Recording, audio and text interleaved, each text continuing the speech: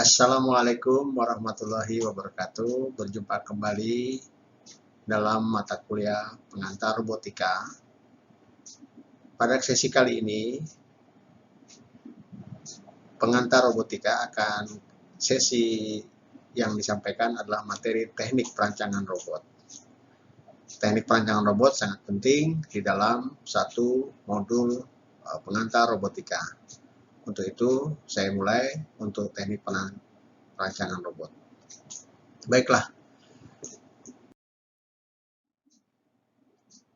Sistem pada robot kita tahu bahwa beberapa hal yang perlu diketahui pada pengantar robotika, di mana karakteristik pada robot mempunyai beberapa komponen, di antaranya sensor, aktuator, kontrol, power. Perlu diketahui, 4 dari komponen tersebut, karakteristik robot tersebut saling mempunyai ketergantungan dan juga berhubungan satu dengan yang lain, sehingga menciptakan satu lingkungan yang diinginkan. Jadi karakteristik robot ini mempunyai masukan dari lingkungan, kemudian keluarannya pun juga dengan lingkungan. Lingkungan menjadi masukan sebuah sensor, kemudian masuk ke power, dari power kemudian ke fungsi kontrol, dari fungsi kontrol kemudian ke aktuator, dan seterusnya menjadi keluaran ke posisi lingkungan. Demikian seterusnya merupakan karakteristik dari model satu robot. Selanjutnya, bagian-bagian robot. Bagian-bagian robot perlu diketahui ada beberapa bagian robot. Pertama, sistem controller. Kedua, mekanik robot. Ketiga, sensor dan aktuator. Keempat, sistem roda. Yang kelima, sistem kaki. Yang keenam, sistem tangan. Dan yang ketujuh, sistem atau disebut dengan real world.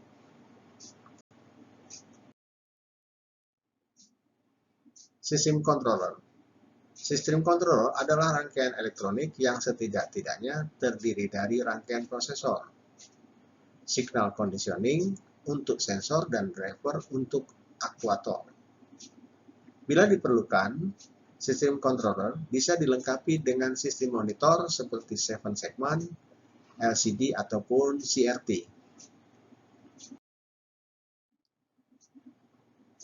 Mekanik robot. Mekanik robot setidaknya sebuah fungsi gerak. Jumlah fungsi gerak disebut sebagai degree of freedom atau disingkat dengan DOF. Sebuah sendi yang diwakili oleh sebuah gerak aktuator disebut sebagai satu DOF atau degree of freedom.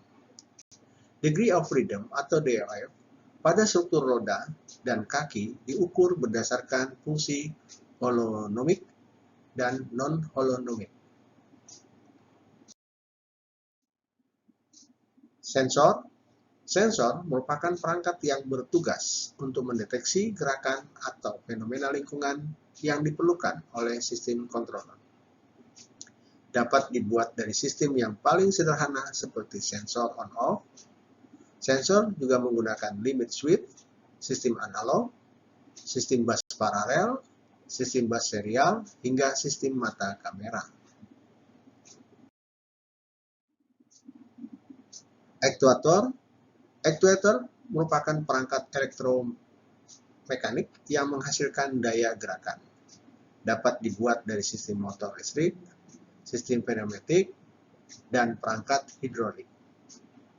Untuk peningkatan tenaga mekanik, actuator dapat dipasang sistem gearbox, baik sistem direct gear, sprocket share, ataupun sistem wire roller.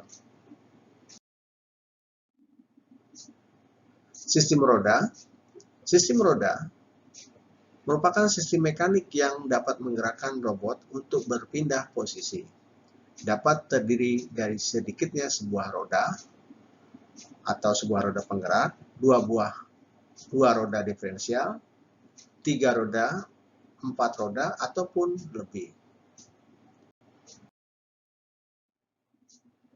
Sistem kaki. Pada dasarnya, sistem kaki adalah gerakan roda yang didesain sedemikian rupa hingga memiliki kemampuan gerakan seperti makhluk hidup. Sistem dua kaki seperti manusia.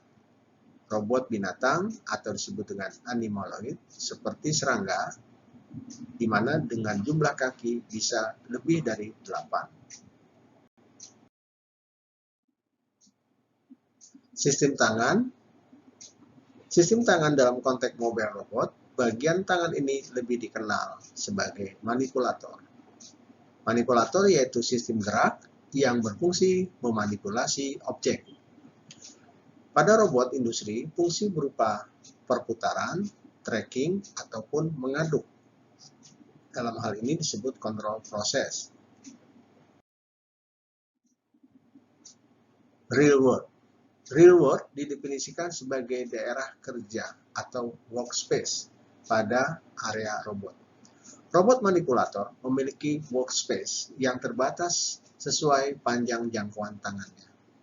Robot beroda atau berkaki, workspace-nya menjadi relatif tak terbatas tergantung kemampuan jelajahnya.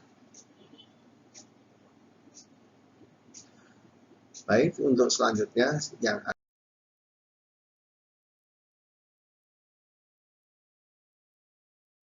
saya jelaskan mengenai bahan dasar robot.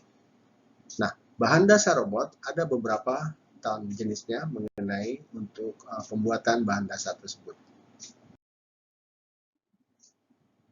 Pemilihan bahan dasar robot bisa karakteristik 1 ringan, kuat, 3 anti karat, 4 mudah diolah, 5 mudah digabung. Jenis bahan robot bisa terdiri dari atau salah satu diantaranya adalah kayu, logam, aluminium, baja, perunggu, kuningan, tembaga, bahan sintetis, bahan komposit, dan karton. Penjelasan mengenai bahan pembuatan robot untuk kayu. Kayu memungkinkan adalah sebuah bahan yang terbaik untuk robot. Kenapa? Kayu cukup ringan, cukup kuat, mudah dibentuk, harganya murah, dan mudah didapat. Berguna untuk prototyping dan sebagai bantuan dalam mengerjakan bagian berbahan logam atau plastik. Kayu. Alasan utama mengapa tidak banyak robot yang terbuat dari banyak kayu adalah karena kayu tampaknya tidak cocok dalam menggambarkan sebuah mesin berteknologi tinggi atau robot. Kayu berguna bagi robot berukuran kecil atau sedang, prototyping, dan sebagai bantuan pembangunan. Selanjutnya aluminium. Aluminium berguna untuk robot berukuran kecil atau sedang. Berguna untuk bagian non-beban bantalan di robot besar. Tidak sangat bagus untuk bantalan. Panduan dari aluminium disebut duralinium, hampir sekuat baja, menjadikan pilihan tepat untuk pembuatan robot.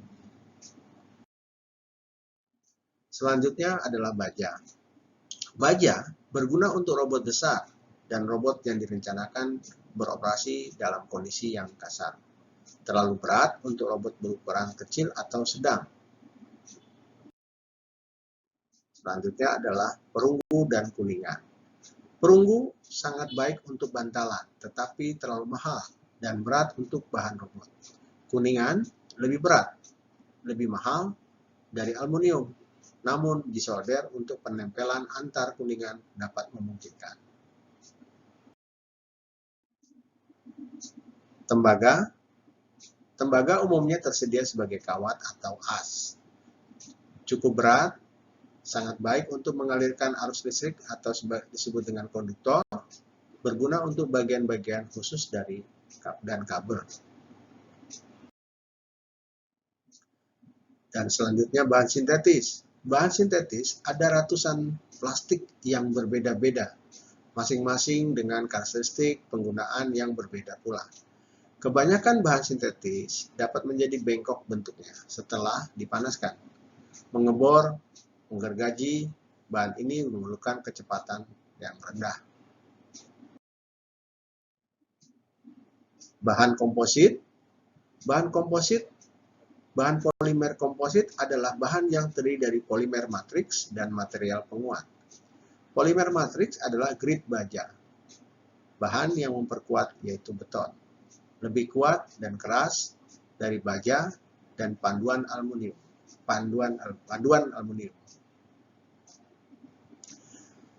Baik, dan untuk selanjutnya penjelasan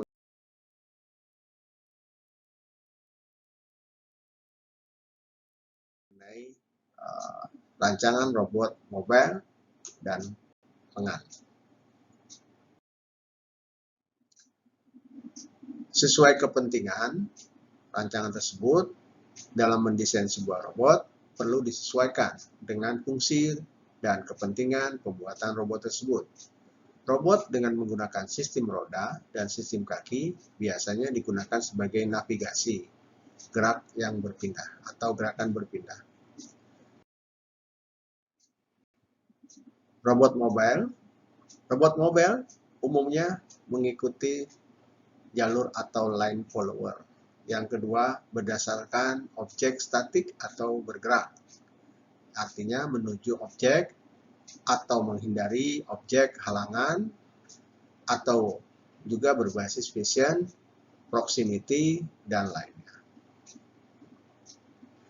3. Berdasarkan urutan perintah, referensi atau disebut dengan referensi trajectory.